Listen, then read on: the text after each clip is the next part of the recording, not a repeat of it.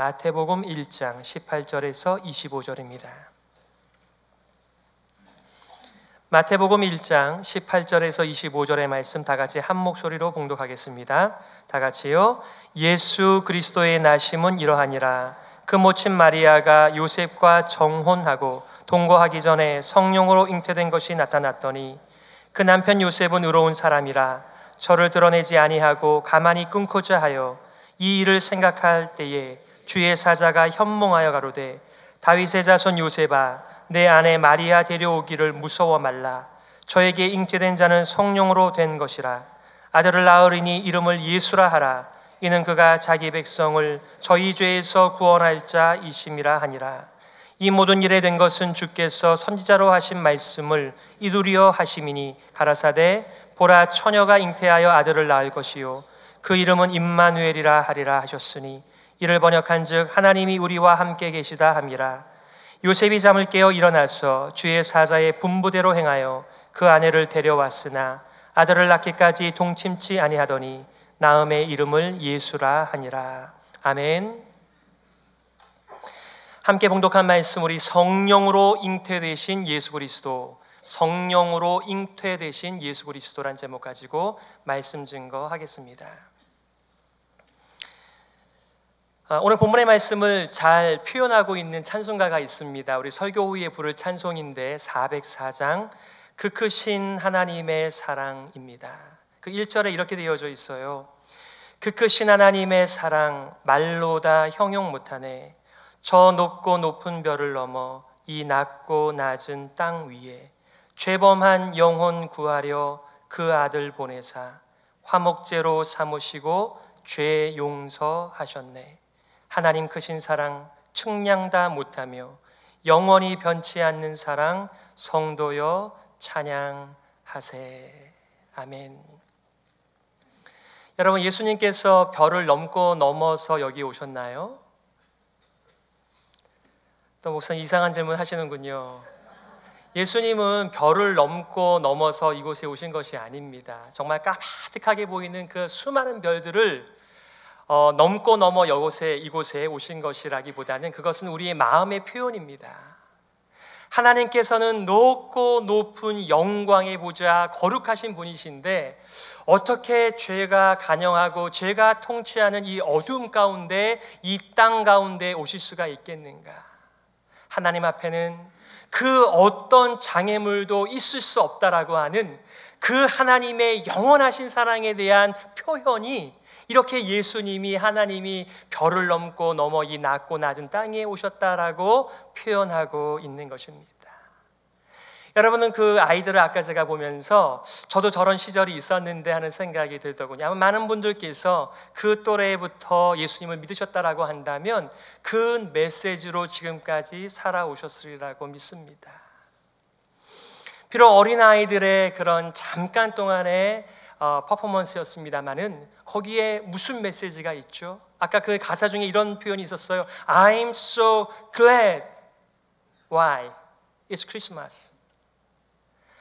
요즘에 우리가 메리 크리스마스 그러면은 그 얘기 하지 말라고 그래요. 그냥 해피 할러데이 이렇게 얘기하라고 그래요. 그 메리 크리스마스에 어떤 내용이 들어가 있는 것을 참지 못하는 세대 속에서 지금 우리가 살아가고 있습니다. 비록 짧은 말 크리스마스, 메리 크리스마스이지만 우리 믿는 사람들은 왜 이게 메리 크리스마스인지 다 알고 살아가는 거예요. 여러분, 우리가 이렇게 성탄절이 되게 되면 포인세티아를 이렇게 많이 갖추어 놓습니다. 그 이유가 무엇입니까? 이 세상에 더럽고 추하고 냄새나는 그 모든 죄악들을 예수 그리스도의 보혈이 깨끗하게 씻겨주셔서 우리가 얼마든지 하나님께 나아갈 수 있다라고 하는, 그리고 사람들과의 끊어진 관계도 우리의 힘과 능력으로 감당할 수 없지만 이 평화가 되시는 예수 그리스도께서 오신다면 제가 그런 세상 한번 꿈꿔보겠습니다. 이것 때문에 우리가 메리 크리스마스 하는 거예요. 알아요. 지금 사업이 잘 안 됩니다. 자녀가 잘 안 되고 있어요. 몸이 아파요. 근데 그 앞에 가서 메리 크리스마스 그러면은 그분 어쩌면 화내실 수도 있겠죠. 뭐가 기쁘냐? 너나 참 기뻐해라. 뭐 이렇게 말할 수 있겠지만 우리는 그분을 약 올리는 게 아니고요. 우리가 비록 아프고 자녀 잘 안 되고 사업 잘 안 풀려도 그게 우리의 인생의 마지막이 아니기에 우리는 메리 크리스마스, I'm so glad it's Christmas 이렇게 얘기할 수 있는 거예요.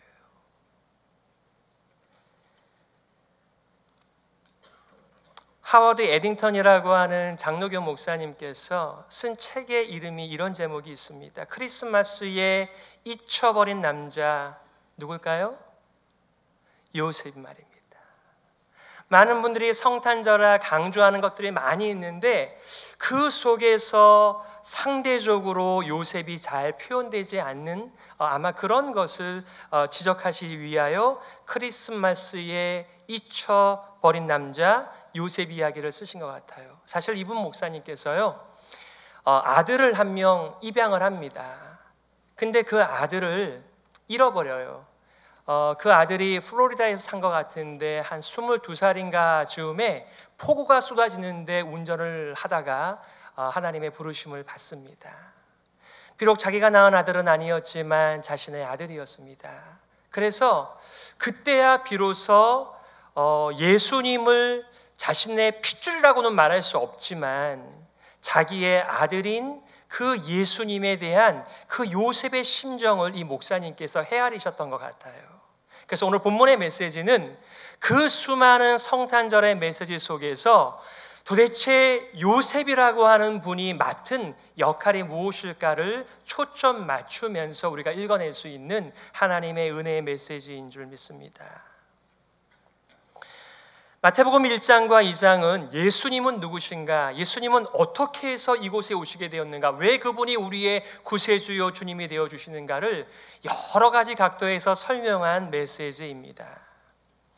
특별히 족보를 통해서 예수님의 출생에 대한 표현을 통해서 예수님은 요셉의 아들이라고 하는 표현보다는 마리아의 아들이었다라고 하는 것을 말씀해 주면서 강조하는 것이 있어요. 그것은 맞아요. 표면적으로 보면 예수님은 사람의 아들이에요. 우리가 그렇게 고백하는 것처럼 맞습니다. 예수님은 100% 사람이요 100% 하나님이십니다. 이것을 우리의 신앙 고백으로 가지고 있습니다만은 마태가 강조하고 있는 것은 예수님은 동정녀에게서 출생했다는 것입니다.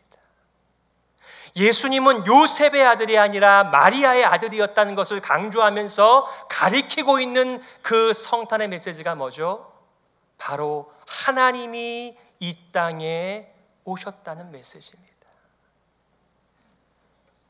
오늘 본문의 말씀을 통해서 여러분들과 세 가지를 나누기를 원합니다. 첫 번째는 19절에서 말하는 것처럼 마리아의 임신 소식을 알게 된 요셉의 결정에 대하여 말하고 있어요. 두 번째는 20절과 21절입니다. 천사를 보내어 흔들리는 이혼하려고 하는 요셉을 붙들어 주시는 하나님을 보게 됩니다. 세 번째는 사도 마태의 커멘터리 주석입니다. 바로 이 일은 하나님의 약속, 예언의 성취다라고 하는 것을 오늘 말씀드리려고 합니다. 첫 번째 19절입니다. 그 남편 요셉은 의로운 사람이라 저를 드러내지 아니하고 가만히 끊고자 하여 이렇게 되어져 있습니다. 요셉과 마리아는 정혼한 사이였습니다. 여러분, 정혼이라고 하는 것은 우리 한국 사람들에게나 미국 사람들에게는 익숙하지 않은 제도입니다. 이스라엘에는 정혼이라고 하는 제도가 있었는데 결혼식을 올리기 전에 이 결혼을 했는데 같이 살지 않는 기간이 있는 거예요. 그것이 정혼입니다. 그래서 지금 요셉과 마리아는 결혼한 사이인데 부부지간인데 아직 결혼식은 올리지 않았어요. 그리고 같이 살고 있지는 않은 상태였습니다. 정혼의 상태였어요. 동거하지 않았음에도 불구하고 부부관계였는데 마리아가 아기를 가지게 된 것입니다. 원래 아기를 가지려면 남자가 있어야 되는데요. 어떻게 마리아는 요셉과 함께 잠을 자지 않았는데 아기가 생겼을까요? 여러분이 믿음으로 보기 전에 사람들이 많은 상상을 하게 될 것입니다. 이 사실을 알게 된 요셉은 마리아와의 관계를 조용하게 정리하려고 계획을 했습니다. 오늘 성경은 이런 요셉을 가리켜서 의로운 사람이다 이렇게 얘기했습니다. 여러분, 왜 요셉을 가리켜서 성경은 의로운 사람이라고 말하고 있습니까? 첫 번째로는 아마 요셉은 그 당시에 부모님의 말씀을 잘 듣고 또 그 당시에 사회의 통념상 유대교의 전승을 따라 유전을 따라서 법을 잘 지키는 사람이기 때문에 의로운 사람이라고 붙일 수 있어요. 그뿐만 아니라 보통은 이 배신감을 느낄 수 있고 얼마든지 자신의 그 부인을 고소할 수 있음에도 불구하고 요셉이 결정한 것은 이 관계를 조용히 드러내지 않고 마리아에게 수치감을 주지 않고 끝내려고 했던 요셉의 시도 앞에서 어쩌면 성경은 그렇기 때문에 의로운 사람이라고 표현하고 있는지도 모르겠습니다.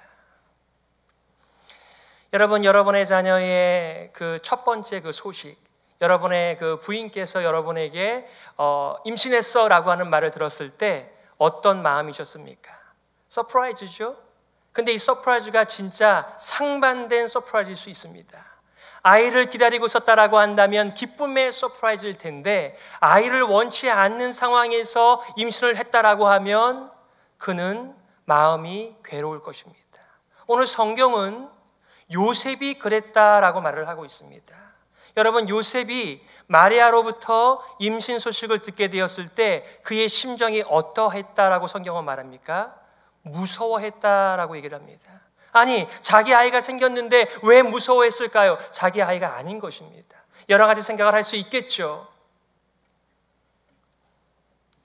그는 무서워했어요. 두려워했습니다. 복잡한 마음이 됐습니다. 그리고 결정하기를 조용히 자신의 부인과의 관계를 정리하겠다고 결정을 하게 된 것입니다. 두 번째, 천사를 보내어서 요셉을 붙들어 주시는 하나님의 모습을 보게 됩니다. 20절과 21절, 이 일을 생각할 때, 여러분, 이 일이 무엇입니까? 마리아와 조용하게 부부관계를 정리하려고 결심한 요셉의 그 일이죠. 이 일을 생각할 때에 주의 사자가 현몽하여 가로되 다윗의 자손 요셉아, 내 아내 마리아 데려오기를 무서워 말라. 저에게 잉태된 자는 성령으로 된 것이라. 아들을 낳으리니 이름을 예수라 하라. 이는 그가 자기 백성을 저희 죄에서 구원할 자이심이라 하니라. 아멘.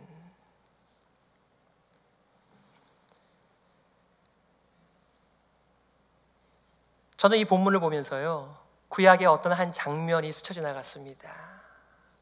하나님께서 100세에 허락하신 이삭을 내 독생자를 나에게 바쳐라 라고 하셨을 때 아브라함이 어떻게 합니까? 많은 고민의 시간들이 있었겠습니다마는 어쨌든 결과적으로는 이 아들을 데리고 모리아 산으로 올라가요. 그리고 정말 이 아이를 결박하고 칼을 들어 잡으려고 하는 순간에 하나님께서 뭐라고 말합니까? 아브라함아, 아브라함아, 멈추라고 말합니다. 내가 너의 마음을 이제 알았다라고 말씀하세요. 저는 이 본문에서 물론 하나님께서 요셉을 시험하는 상황은 아닙니다만은 하나님의 커다란 구원의 역사를 행하시는 가운데 이 요셉이 자신의 의로움을 가지고 하나님의 의를 방해하려는 이 상황 속에서 이 요셉을 찾아와 두드리시며 그에게 해명하여 주시며 지금 이 여인은 부정한 여인이 아니고 성령으로 잉태되었다라고 급하게 해명하는 모습을 보게 됩니다.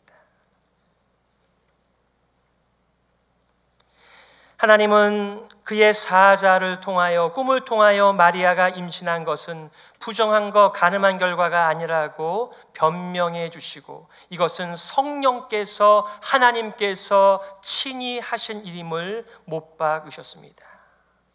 성령님을 통해 잉태되었다는 것, 그리고 그 아기는 아들이 될 것이고 그 이름은 예수로서 자기 백성을 죄에서 구원할 자이기에 데려오기를 무서워하거나 두려워하거나 갈등하지 말라고 그의 마음을 딱 붙들어 주시는 이 하나님의 은혜와 하나님의 사랑과 두드려 주심을 우리가 들을 수 있다면 좋겠다는 것입니다.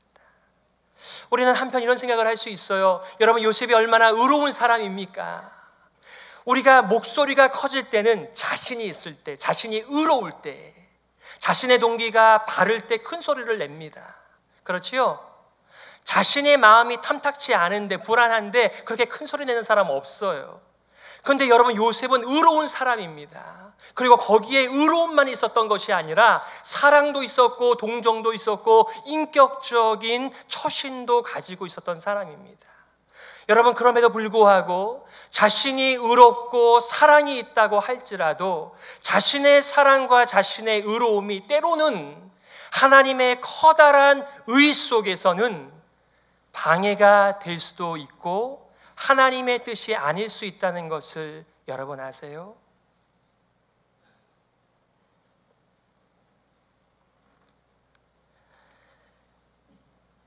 잠시 후에 제가 더 설명을 하겠습니다마는 요셉의 행동은 그의 의로움에 기초하였습니다. 그러나 인생에 아무리 의로운 행위와 생각이라고 할지라도 하나님께서 온 세계를 전 세대에 걸쳐서 구원하시겠다라고 하는 하나님의 의 앞에서는 그건 역시 내려놓아야만 하는 시기와 그런 일이 있다는 것을 말씀해 주고 있는 것입니다. 그러기에 요셉은 어떻게 반응했습니까? 24절과 25절 이렇게 나왔어요.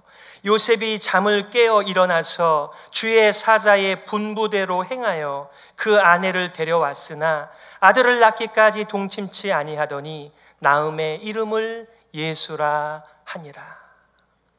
여러분, 주의 사자가 계시를 가져왔었을 때에 얼마만큼 요셉이 이해가 되었을까요? 여러분, 착각하지 마세요. 우리가 꾸는 꿈하고 요셉이 꾼 꿈하고는 다릅니다. 이 시절엔 하나님께서 자신의 뜻을 계시하는 여러 가지 방법 중에 하나가 꿈이었습니다. 그러나 지금은 우리가 일이 복잡하고 마음이 복잡하니까 깊은 잠 못 자고 꿈을 꾸는 것이지, 오늘 하나님께서 내게 계시하셨다 이렇게 말씀하시면 시험 들 사람 많습니다.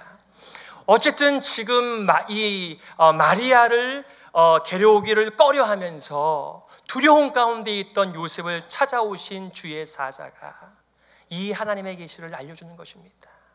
지금 한 부부의 일이 아니고요, 한 가정의 일이 아니고요, 온 세계를 하나님의 커다란 상상할 수 없는 사랑으로 구원하시겠다라고 하는 그 구원의 메시지가 이 작은 요셉에게 전달되어진 거예요. 저는 요셉이 그때 나이가 얼마였는지, 얼마나 훌륭한 인격을 가졌는지, 얼마나 하나님의 그 예언, 하나님의 말씀, 하나님의 신학에 대하여 알고 있었는지는 잘 몰라요. 그러나 제가 추측컨대 이 엄청난 메시지를 요셉이 다 이해했기 때문에 순종했다라고는 생각하지 못합니다. 그럼에도 불구하고 요셉은 마리아를 데려와서요, 주의 사자가 동침하지 마 이런 말 하지도 않았는데 본인이 아이를 낳을 때까지 잠자리를 같이 하지 않았다라고 성경은 기록합니다. 여러분, 이 메시지가 왜 그렇게 중요한지 아세요? 세상에선 예수님을 로마 군병의 사생자라고 그렇게 소문을 내고 그렇게 믿고 살아가는 사람들도 너무나 많이 있습니다. 그러나 한 번도 지금 예수님과의 관계에 있어서 마리아와 요셉은 잠자리를 같이 한 적이 없었어요. 이것은 틀림없이 하나님의 성령께서 하신 일이고 하나님이 이 땅에 오신 성육신의 역사, 인카네이션이었습니다. 이것을 드러내는 도구로서 인생의 하나님의 커다란 이 구원의 그림 속에서 요셉의 퍼즐이 사용되어진 것입니다. 그래서 성경은요, 족보에서도 16절에 이렇게 말합니다. 마리아는 그리스도라 하는 예수를 낳았다는 것이지요, 야곱은 마리아의 남편 요셉을 낳았으니 마리아에게서 그리스도라 칭하는 예수가 나시니라. 철저하게 지금 마태는 예수는 요셉의 아들이 아니라 마리아의 아들이었다라고 선포하고 있습니다. 여러분, 우리도 조금 전에 사도신경으로 신앙 고백을 했습니다. 여러분, 우리의 믿음은 믿음의 대상이 있고 믿음의 내용이 분명합니다. 우리는 이 사도신경을 통해서 성부 하나님, 성자 하나님, 성령 하나님에 대한 우리의 분명한 믿음의 내용을 고백하고 있습니다. 전능하사 천지를 만드신 하나님 아버지를 내가 믿사오며 그 외아들 우리 주 예수 그리스도를 믿사오니, 그 다음에 뭐예요? 이는 성령으로 잉태하사 동정녀 마리아에게서 나시고 우리가 복음을 받아들인다, 우리가 예수님을 믿는다, 그 첫 번째 메시지는 예수 그리스도는 사람의 아들이 아니라 바로 성령으로 잉태되신 하나님 그분 자신이십니다 라고 하는 선포를 믿는다라는 것을 의미하는 것입니다. 얼마나 많은 사람들이 동정녀 탄생을 믿지 못합니까? 제가 중고등부 시절에 그 유명한 명성교회를 다녔습니다. 제가 회장했었습니다. 회장을 하다 보니 우리 교육자님들과 더 가까이 친분을 가지면서 대화할 시간이 있었는데, 그 당시에 장은일이라고 하는 목사님께서 저에게 그런 속마음을 털어놓으시더군요. 철성아, 나는 성경의 모든 말씀을 믿는데 동정녀 탄생을 믿기가 가장 어려웠어 라고 말씀하시더군요. 그래서 제가 어린 나이니까, 아니 성경 다 이렇게 믿으시는데 그게 왜 그렇게 어렵나? 여러분, 어떻게 남자 없이 아이를 잉태할 수 있단 말입니까? 근데 한번 생각해 보세요. 천지를 창조하신, 이 세상의 모든 우주 만물을 그 손으로 만드시고 말씀으로 창조하시고 그것을 운행하시는 하나님께서 성령으로 잉태시키는 것이 어려운 일일까요? 우리 편에서는 보면은 불가능한 일이지만 하나님 편에서 보면은 그것은 하나도 어려운 일이 아니에요. 정말 어려운 것은요, 그 성결하신, 그 거룩하신 하늘 보좌를 가지신 그 하나님께서 어떻게 죄 가운데 있는 우리들에게 오셔서 인간이 되어줄 수 있는가가 더 어려운 문제예요. 별을 넘고 넘어 이 땅에 오셨다라고 우리는 표현합니다. 여러분, 사람과 사람의 가장 긴 관계, 여러분, 머리에서부터 가슴까지가 가장 먼 거리라고 어떤 분은 표현하신 적이 있어요. 머리는 알고 있는데 그것을 이해하는 것이, 그것을 행동하는 것이 어렵다는 표현인 줄 제가 알아요. 여러분, 사람과 사람 사이도 얼마든지 가까이 앉을 수 있지만 서로 간에 어떤 잘못한 것이 있으면 정말 다시 태어난다 해도 그 사람 얼굴 보고 싶지 않잖아요. 그 간격이 가장 먼 거리인 것입니다. 그런데 어떻게 그 하늘에 계신 거룩하시고 순결하시고 창조주 하나님께서 이 땅에 내려오셔서 사람이 될 수 있으실까요? 이게 믿어지세요? 동정녀 탄생은 믿어지시지 않는데 여러분, 하나님께서 이 땅에 내려오신 것은 믿어지시나요? 한번 여러분들께서 이 성탄의 계절에 한번 잘 생각해 보세요. 진짜 불가능한 일이 동정녀가 아이를 갖는 것이 불가능한 것인지, 하늘에 계신 하나님께서 이 땅에 내려오시는 것이 불가능한 것인지를 한번 여러분들께서 진지하게 생각해 보시기를 바랍니다. 세 번째, 사도 마태의 주석, 바로 예언의 성취라고 이 사건을 해석하고 있습니다. 22절 23절입니다. 이 모든 일에 된 것은 주께서 선지자로 하신 말씀을 이루려 하심이니 가라사대 보라, 처녀가 잉태하여 아들을 낳을 것이요 그 이름은 임마누엘이라 하리라 하셨으니 이를 번역한즉 하나님이 우리와 함께 계시다 함이라. 아멘. 오늘 그리스도의 이름이 두 가지가 나왔습니다. 첫 번째는 예수라고 하는 이름이고 두 번째 이름은 임마누엘이라고 하는 이름입니다. 여러분, 임마누엘이라고 하는 이름은요, 예수님에게 첫 번째 적용되었던 그런 이름은 아니에요. 이사야 7장 14절을 인용하고 있는 마태의 주석에 의하면 그 컨텍스트가 뭐죠? 북쪽 이스라엘과 남방 유다가 갈라진 분열 왕국 시대를 보내고 있을 때 북쪽 이스라엘이 남방 유다를 치기 위하여 아람에게 손을 벌렸습니다. 그들이 연맹을 맺어서 유다를 치려고 하였을 때 당시의 유다 왕이 아하스였습니다. 아하스 왕의 마음이 무거웠습니다. 괴로웠습니다. 불안했습니다. 떨고 있었을 때 하나님께서 선지자 이사야를 보내어서 아하스의 왕이여 걱정하지 마십시오. 절대로 이스라엘과 연맹군의 손에 남방 유다가 넘어가지 않으니 걱정 마시라고 말씀하였습니다. 그리고 아하스 왕이여 믿지 못하겠죠? 제가 표적을 드릴 테니 어떤 표적이든지 한번 구해 보십시오. 그때 아하스의 반응이 뭐였습니까? 제가 하나님께 근심을 하나 더 하고 싶지 않습니다. 저는 표적을 구하지 않겠습니다 라고 얘기해요. 그것은 아하스가 믿음이 좋기 때문에 표적을 구하라고 하는 선지자의 말에 표적을 구하지 않은 것이 아니라 속셈이 있었어요. 그 속셈이 무엇입니까? 북쪽 이스라엘이 아람과 손을 잡는다라고 한다면 나는 아수르랑 손을 잡을 것이라고 하는 그런 속셈을 가지고 있었습니다. 그래서 표적 구하기를 거절하였을 때 선지자 이사야가 말합니다. 당신이 표적을 구하지 않으니 하나님께서 친히 표적을 주실 텐데 바로 이 표적이었습니다. 처녀가 잉태하여 아들을 낳을 것인데 그 이름을 임마누엘이라고 말하면서 뭐라고 말하죠?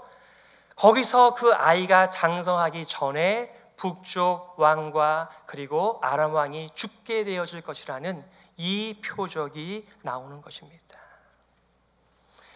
여러분 보세요. 성경은 끊임없이 하나님께서 구원자를 보내신다라고 약속하셨습니다. 보통 우리가 원복음이라고 말하죠. 오리지널 가스펠입니다. 창세기 3장 15절입니다. 거기 뭐라고 말합니까? 여자의 후손이 와서 뱀의 머리를 깬다라고 하는 메시지가 나옵니다. 그게 뭐예요? 그게 여자의 어떤 후손 또 뱀을 문자적인 의미로서 적용하는 것이 아니라 죄와 죽음으로 사람들을 자기 멋대로 다스리고 있는 이 사탄을 상징하는 이 옛뱀, 바로 하와와 아담을 꼬여냈던 이 뱀을 바로 하나님께서 직접 깨뜨리시고 이제는 의와 사랑과 하나님의 통치를 가져오시겠다라고 하는 그 복음의 메시지가 창세기부터 나오는 것입니다. 그 이후로 계속해서 하나님께서 약속하시는 것이 무엇이죠? 아브라함을 선택하시고 아브라함의 자손을 통해서 아브라함과 이삭과 야곱과 요셉을 통하여서 그리고 다윗의 후손을 통하여 그리고 그 많은 선지자가 하나의 메시지만 전했는데 그것은 하나님께서 자기의 구원자를 보내어서 이 땅의 죄와 죽음을 몰아내시겠다라고 하는 그 메시지가 구약성경 39권의 요약입니다. 그 메시지가 성탄절에 성취가 된 거예요. 그래서 우리가 메리 크리스마스라고 말을 하는 것입니다. 이 말씀을 근거로 여러분들과 두 가지의 교훈과 적용을 나누고 싶어요. 첫 번째는 요셉의 이런 순종함을 통해서 우리가 무엇을 배우죠? 하나님의 의와 사람의 의가 다르다는 것을 배웁니다. 그러므로 여러분 자신의 의나 사랑과 종교적인 의나 종교적 사랑과 선행으로 하나님의 의를 제한하거나 판단하지 마십시오. 오히려 하나님의 의의 말씀께 순종하는 것이 하나님의 커다란 인류를 향하신 구원의 계획 가운데 쓰임을 받는 것입니다. 여러분 로마서 2장 17절에 이렇게 말합니다. 복음에는 하나님의 의가 나타나서 믿음으로 믿음에 이르게 하나니 기록된 바 오직 의인은 믿음으로 말미암아 살리라 함과 같으니라. 복음에는 하나님의 의가 있어요. 근데 그 하나님의 의가 뭐예요? 진짜 죄가 없는 분에게 죄를 뒤집어 씌우셔서 그것을 믿는 사람들에게 구원을 주신다라고 하는 이게 하나님의 의예요. 그래서 어떤 분들은 굉장히 불쾌해하세요. 차라리 내가 의가 있고 내가 선행을 통해서 나의 노력으로 간다라고 하면 내가 떳떳할 텐데 내가 이 구원을 위해서는 아무것도 할 수 없다라고 하는 그 절망적인 상황 앞에서 마음이 힘든 분들도 많이 계십니다. 그리고 하나님이 의롭지 않은 거예요. 어떻게 아무런 죄도 없으신 바로 예수 그리스도에게 우리의 그 더럽고 추한 죄를 거기다가 옮겨 놓을 수 있느냐? 그런 하나님이 의로우냐? 죄송하지만 그것이 성경에서 말하는 하나님의 의입니다.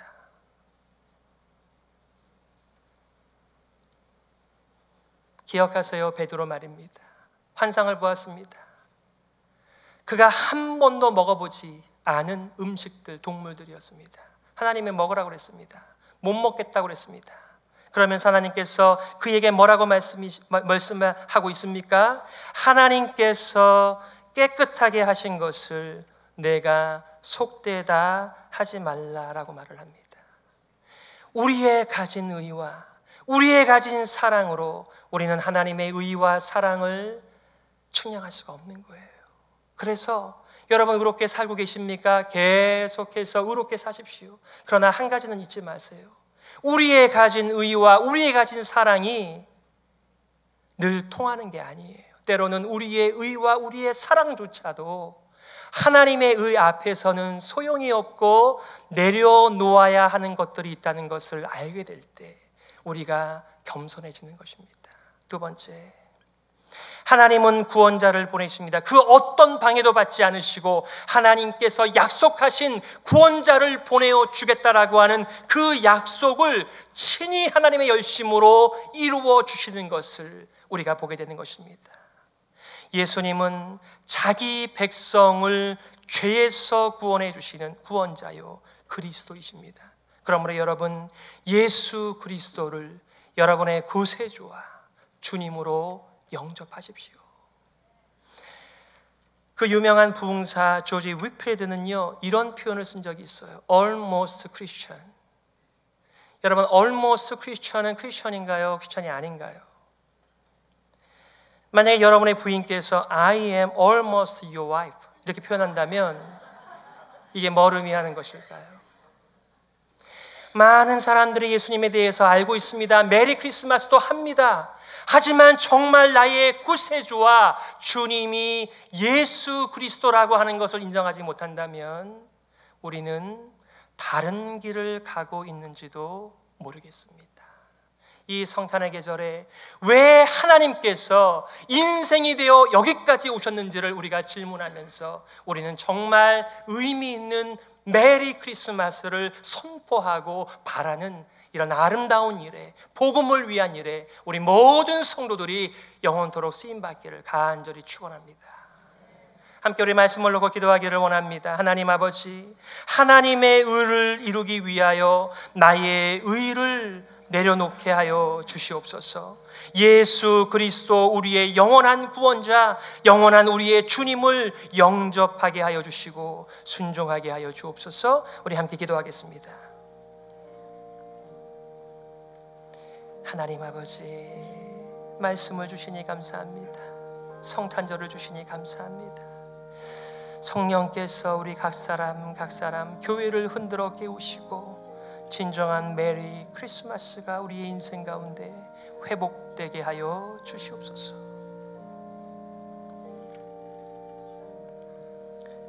하나님 아버지, 은혜를 감사합니다. 오늘도 하나님의 명쾌하고 영원한 말씀 앞에 우리가 설 수 있게 하여 주시니 감사합니다. 이 말씀을 우리가 기뻐합니다. 이 말씀을 우리가 마음에 새기면서 이것을 전파하면서 살아가는 성탄이 되게 하여 주시옵소서. 살아계신 예수 그리스도의 이름으로 기도드리옵나이다. 아멘.